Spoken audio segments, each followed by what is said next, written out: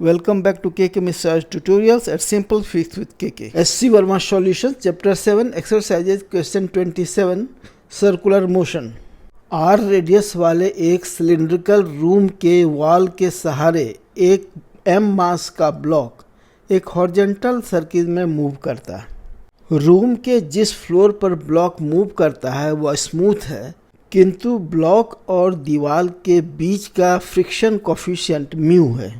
Block को एक initial speed v0 दिया जाता है, तो स्पीड v के फंक्शन के रूप में इन्हें लिखें। a वॉल द्वारा ब्लॉक पर नॉर्मल फोर्स, b वॉल द्वारा लगाया गया फ्रिक्शनल फोर्स और c ब्लॉक का tangential acceleration. d tangential acceleration जो होगा dv/dt equal to v into dv/ds। इसे इंटीग्रेट कर एक रिवॉल्यूशन के बाद ब्लॉक का स्पीड पता करें। आंसर, चूंकि इस प्रॉब्लम का सर्कुलर मोशन यूनिफॉर्म नहीं है, इसलिए ब्लॉक को टेंजेंशियल और रेडियल दोनों ही एक्सेलरेशन होगा। पार्ट ए, यहाँ पर रेडियल एक्सेलरेशन होगा v²/r जो कि इनवर्ड डायरेक्शन में होगा।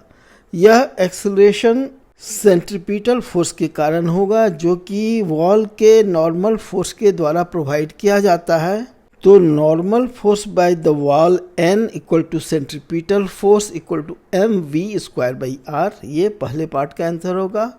पार्ट बी, हम लोग जानते हैं कि फ्रिक्शनल फोर्स होता है म्यू टाइम्स नॉर्मल फोर्स, तो यहाँ पर वॉल द्वारा लगाया गया frictional force F equal to mu into N, that is F equal to mu into mv²/r, यह पार्ट बी का आंसर होगा। Part C, tangential acceleration block का दिया जाता है A equal to force divided by mass, that is F divided by m।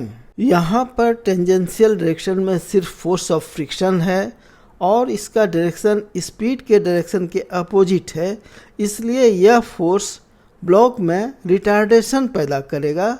अतः acceleration में हम लोग निगेटिव साइन लगाएंगे, that is acceleration A equal to minus F/m equal to minus mu mv²/mr, that is equal to minus mu v²/r, यह part C का answer होगा। Part D, हमें problem में टेंजेंशियल एक्सेलरेशन का एक एक्सप्रेशन दिया हुआ है जो है dv/dt equal to v dv/ds। यह कैसे आया, इसे मैं थोड़ा एक्सप्लेन कर देता हूँ। Acceleration a equal to rate of change of velocity, अर्थात dv/dt, इसे हम लोग इस तरह लिख सकते हैं dv/ds इंटू ds/dt। अब ds/dt हो गया स्पीड v, तो हमारा ये एक्सप्रेशन हो गया v इंटू dv/ds। अब इसमें हम लोग एक साइड में लेफ्ट साइड में dv ले आते हैं, तो राइट साइड में हमारे बचेगा a/v इंटू ds। तो a/v को हम लोग लिख सकते हैं mu v/r into ds। v को हम लोग लेफ्ट हैंड साइड में ले आते हैं तो हमें मिलता है 1/v इंटू dv, तो राइट हैंड साइड में हो जाएगा equal to minus mu into ds। एक रिवॉल्यूशन के बाद स्पीड पता करने के लिए हम लोग दोनों साइड को इंटीग्रेट करते हैं, तो हो जाएगा integration of 1/v into dv equal to integration of minus mu into ds। 1/v का इंटीग्रेशन होता है log v और यहाँ पर माइनस म्यू/r कांस्टेंट है जो कि बाहर आ जाएगा, और ds का इंटीग्रेशन हो जाएगा s।